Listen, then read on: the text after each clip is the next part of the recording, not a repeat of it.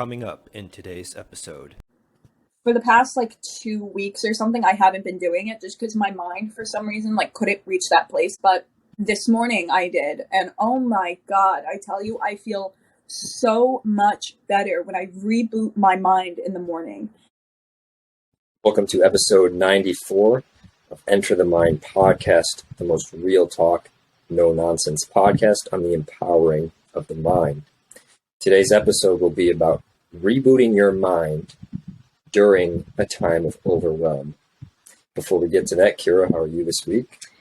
Doing pretty good this week. I signed on my newest client. She's a freaking powerhouse. So she's amazing. Super happy about that. I'm even happier to send her power box. So I've got to head to the crystal shop and stuff. Yeah, my week is going good. Wow. How about you?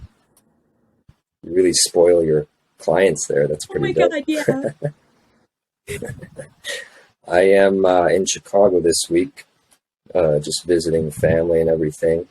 So as you see behind me, I've got my old school VHS skateboarding videos, and 20 skateboarders. You should recognize this black and red one right here, Manic Matty by the S-Team. Masterpiece. It's a work of art. That's got some really good skateboarders in that video. But anyways, nice. Enough nostalgia, right? But this trip did inspire the topic for this week. And the topic is rebooting your mind during a period of overwhelm. And there's a lot of situations where people can get overwhelmed. This trip for me, I mean, obviously I'm not used to this environment. People are different. I grew up here, right? So I know the environment, but it's always disorienting or destabilizing to some degree when you travel, right? You don't know where everything is. Like, where are the cups? Where are the forks? Like, which drawer are they in again? It's like, and then you're also out of your routine, right? Like, what if I journal every morning in my apartment because I have a special chair that I sit in first thing in the morning? It's like, if I stay in a hotel room, that chair is not there. Like my journaling chair. If the chair's not there, I don't sit in the chair. If I don't sit in the chair, I don't journal. If I don't journal, my mind is affected. My mind is disorganized, right? And so swapping out an environment has these effects on our mental health and our psychology. And so what I've learned, or I should say what I'm reminded of this week, is how valuable it is to be able to do reboots for the mind, up to every 20 minutes, I would say, really, really rapid. But that's sort of the overall context.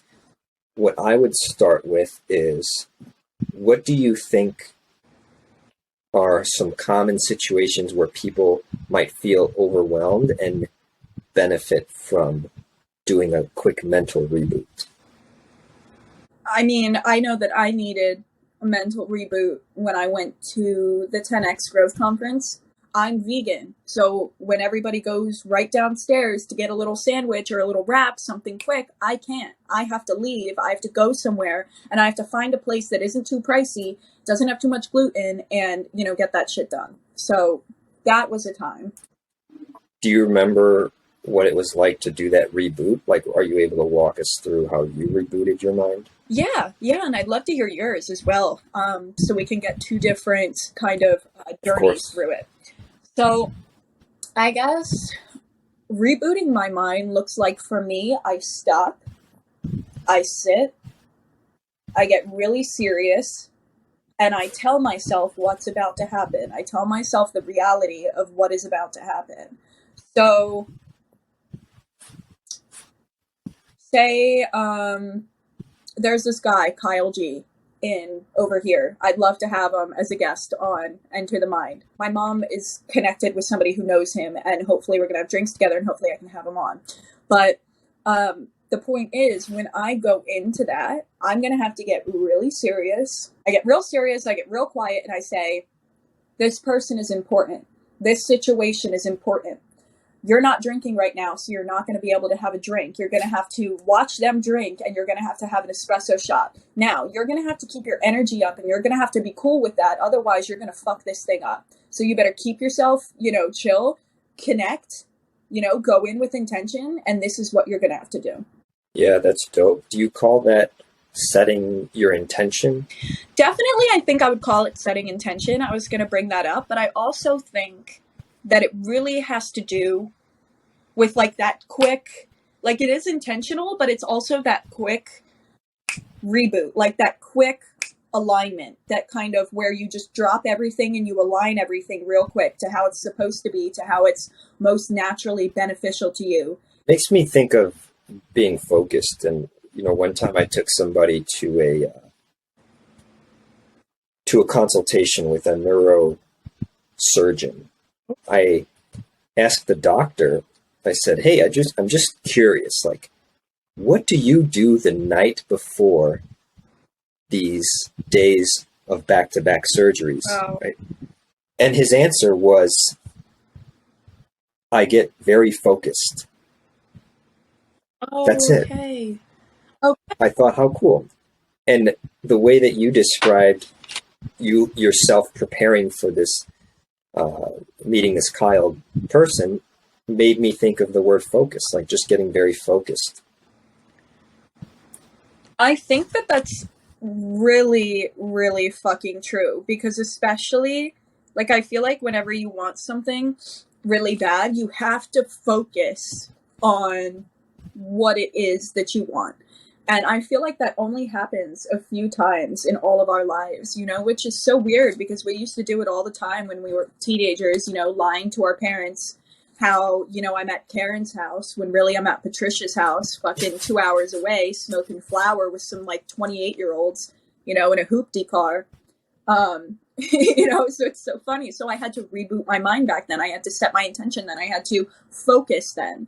So far into this dissection of like a mental reboot, it so far connects with having focus, rebooting your mind, and intention. It's interesting. Right.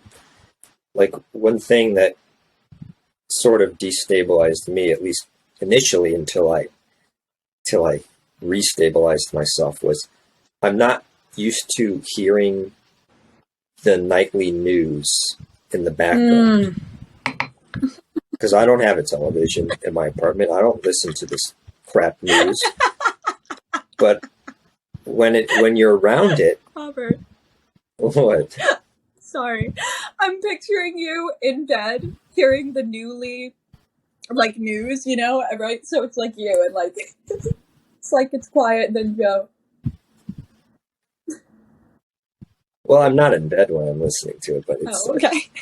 More so just like either kitchen or living room, whatever, right? But you hear this in the background. You hear this, you hear the classic news tonality, And tonight at 7, 20 murders in one weekend in Chicago. And I'm like, shut the hell up with your stupid news tonality. Ta-da-ta, ta-ta-da-ta, ta-ta-ta. Right? Beware. E. coli in your spinach. Like, stupid, right? So anyways, here's an example. I made a little video Instagram reel about this. Because for Father's Day weekend, there were a lot of flight cancellations. And so they did all these stories on the news they're like, today, 900 flights canceled, like, and all this stuff. And I'm like, you can just hear from their tonality, it just is trying to hook you. It's that pendulum, the pendulum swinging back and forth with its giant hook, just trying to scoop you up, hook onto you, scoop you up, and pull you up and down and use your energy. The news is an energy vampire, basically, right? Definitely. So it's trying to create energy leaks in your system by poking these holes, and then if you buy into this stuff, or if you allow it to get a reaction out of you, then your energy leaks out from the hole created by the news story. So I had to figure out, how do I deal with this negativity of the 900 flights being canceled? And the solution was to get logical about it and to say, okay, well, 900 flights were canceled. How many flights were there total in the day? And I looked up that number, and there were 30,000 flights that day. 30,000 flights? Is that even possible? Within the U.S. and in and out of the U.S., not worldwide. Worldwide, the number's higher. But that's the part they leave out. Like, they just try to make the problem seem bigger than it actually is by leaving out these crucial facts. Why'd your eyes get so big? Because I'm spitting truth over here. Yeah. Oh my fucking God. Yeah. That was amazing. I'm just gonna repeat it just because that is so fucking good. You said they leave out one major piece of information. It's not 900 flights out of 901 flights. It's 900 flights out of 30 fucking thousand. That's not even like 1/3. That's not even like 1/5 or 1/10. So that shit is crazy. And then they invite the people, you know, who are less aware of things like this, and you know, they get hooked by the pendulum. And then they interview the handful of people whose flights were canceled. They're like, oh yeah, my name's Donald. I'm from Oklahoma. I'm trying to get home and been stranded here for 2 days. Blah blah blah. So about this reboot, right? Right. So the reboot. So that disturbed my psyche, right? Mm-hmm. When I'm hearing this negativity, because I'm not used to like having my guard up for that crap, because I don't even have that in my environment. What? Oh my God. So then I had to call in the reinforcements, right? The security guards of my mind. And I'd say, hey, guys, come back to work. Show up now, because we need to build this guard up because there's a lot of negativity in my environment. Soldiers. It's like bouncers at the club. I'm like, hey guys, there's some like really shady characters trying to get into my club, you know, my mind. Right now. So I need you to be checking IDs. I need you to be doing thorough pat downs between the butt cheeks, like, you know, top to bottom pat downs, like everything coming into this mind is getting inspected thoroughly, you know? You know, it's honestly some of the truest shit I've ever heard. And I actually just made a post about this the other day. If somebody were to ask me 3 keys to literally being wealthy in all areas, one of my keys is you have to know always all of the situations that can happen. You always need to know what can possibly happen, what that person would do next after that, and you need to know how to handle it. So at the 10X conference, right, I remember I was having a grand old time. I was meeting great people, had a great group of friends, and all of a sudden this woman comes into the group, and I swear on everything, her energy was so fucked up, I had to run away from her, and she kept coming back to talk to me. Now, I didn't prepare myself for that. I forgot to prepare myself for people who go to 10X Growth Conference who actually aren't good people. Because there are people who still go to business and self-help and growth conferences who are not good people, okay? And I forgot to reboot my mind for that. So what happened? This fucking woman's fucked up energy got into my mind, and honestly, I was fucked up for like an hour after that. So because I didn't reboot my mind, you know, this weird ass woman came into my space and I let her infiltrate me. But if I had rebooted my mind and said, hey, Kyra, remember, there are some bad people here still. Not everybody in this place is good. Then I would have recognized her energy and I would have walked the fuck away right then and there, because I would have prepared myself. Yeah, you got to stay two steps ahead of the environment. And there's a great mantra that Marcus Aurelius used to say in the morning. And it went something like, today I will encounter a lot of difficult people or difficult situations. And it's just great to remind yourself constantly to kind of be in ready position. Like you can't let up your guard, you know? Yes, 100% agreed. You know, and it's not just preparing yourself for the worst. It's also preparing yourself for the best. Like you have to realize that like anything can happen in an up direction and in a low direction. And your part in life is to keep such a steady presence inside of you such a steady, strong concreteness inside of you that no matter what happens, that you will have these toolkits inside of you, this preparation, this reboot, to be able to say, no, no, no, no, no, no. But you make a good point about we should not only be on guard for the negative, but we should also maintain a large degree of receptivity and openness to amazing things happening. Mm-hmm. Like, I just keep relating everything to the conference, but like at the 10X Growth Conference, when I had stepped outside for a second because I was bored, and then this guy started talking to me, and I was like, oh my God, this conversation is so boring. So I kindly told him, I'm going to go back inside. And as soon as I walked back inside, this woman was all crazy high energy and led me right to the front of the stage. I literally followed her right to the front of the stage. And I didn't know that, like, I knew that miracles could happen, but I didn't know. And all I said, you know, my eyes were open. I saw the opportunity and I said, I'm following her up to the front of the stage. You know, so there are so many times throughout the day when something can just randomly pop up on you, and you have to keep your eyes open enough to see it. Because if you shut your eyes to the bad things, guess what? By the law of polarity, you're also shutting your eyes to the good things. Right. Yeah, very true. And I wonder if this kind of gives a new meaning or a sense to the term alertness, like mental alertness. Now, is there a difference between alertness and awareness? To me, alertness means like being ready for something, like being aware, but then also ready. Yeah. Whereas awareness, it seems just kind of like being like aware. It's within your consciousness, but you're not exactly getting ready to act. Completely agreed. So the alertness seems a little more appropriate because we're talking about, you know, good things about being about to happen.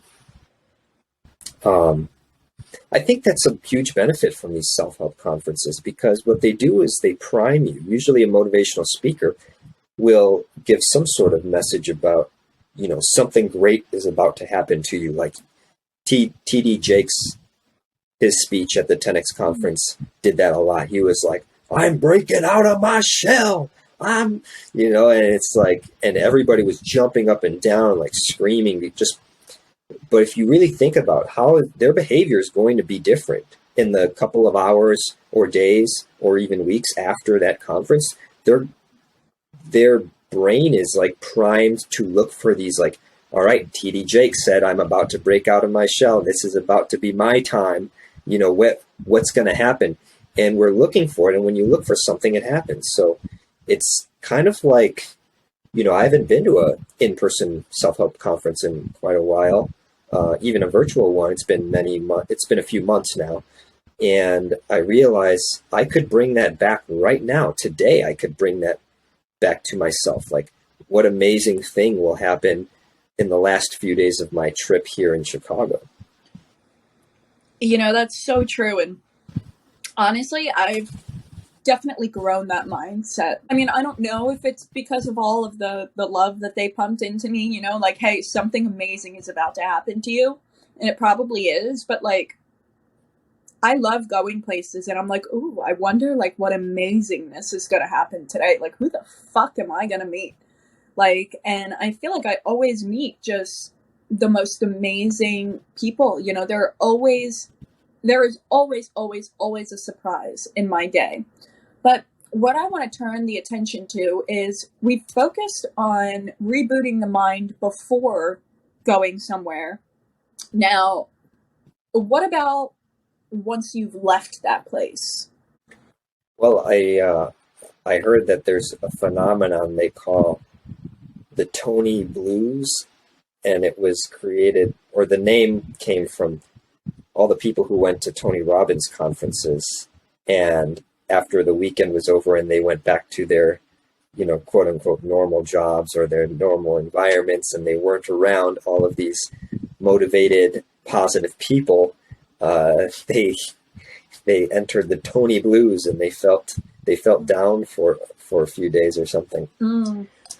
So it's kind of funny, but I think the key is to kind of always be on guard and remember, like if you leave a conference and you go back to your environment, it just has to be very clear to you that all these great things are still accessible to you. A superior mindset and a superior attitude is always within reach. Completely agreed. And if you want to not feel the blues, make as many connections with people as you can, because after whatever self-help conference you're going to, you can stay connected with those people who think just as big as you. To stay connected with them, you will feel more supported and like you're still kind of having that energy. And what I want to talk about as well is rebooting your mind in the morning. So there's usually something that I do. I usually wake up at like 6 a.m. and then maybe I'll stay in bed until like 7, and I'm not asleep. I am astral projecting / lucid dreaming my innate wealthy vibes.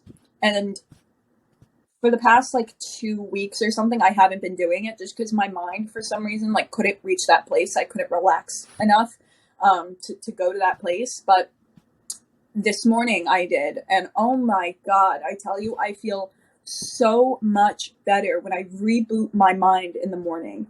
And I think that it really helps to reboot your mind before you go to sleep too. And while you're sleeping, to listen to like an audiobook, or put a specific list of affirmations on repeat while you sleep. While you're sleeping, this is rebooting your mind as well. And you may not notice it, but when you wake up in the morning, you just, all of a sudden, you're just confident. You're full of energy. You're happy. You feel beautiful. You're ready to take on your day. Why? Because you rebooted your mind. Yeah, that's happened to me a lot, where I've just entered a peak state somehow. And whether it's, I'm playing hockey, it's like the first game of the season, and I'm able to shut off my thinking mind and just like act with pure intention. You know what?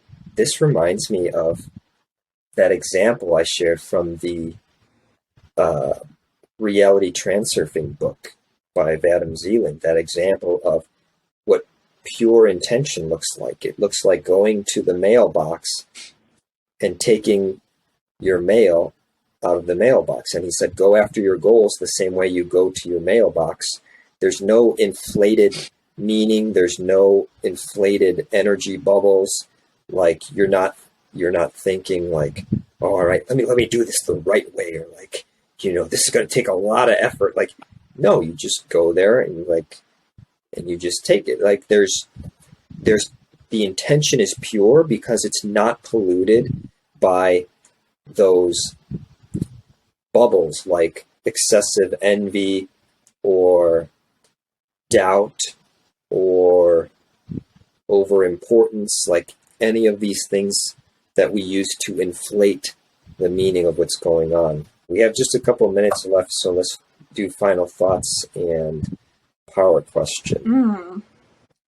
What are your final thoughts or power question? I think that my final thoughts would be to never underestimate the power of a quick mind reboot, of a quick ground intention, a quick little reboot to get you in that right direction, to get you receiving the right energy. Never underestimate it. Yeah, and for me, I would say, I like what you mentioned about the morning. The morning being a good time to sort of set the frame or to do your mantras. And so I would say the morning is a good time to get yourself ready for handling the most negative things that are possible that possibly could happen during the day, being ready to handle that, but also preparing yourself to receive the greatest things that are also possible for that day.